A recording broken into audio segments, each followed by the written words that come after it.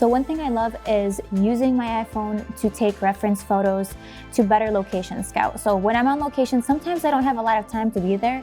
So what I'll do is I'll find really nice spots. I'll take photos of them.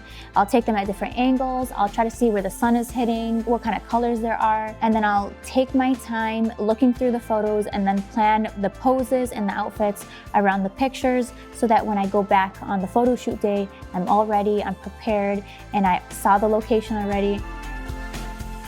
This enables you to use the location at its maximum potential and take the best pictures possible.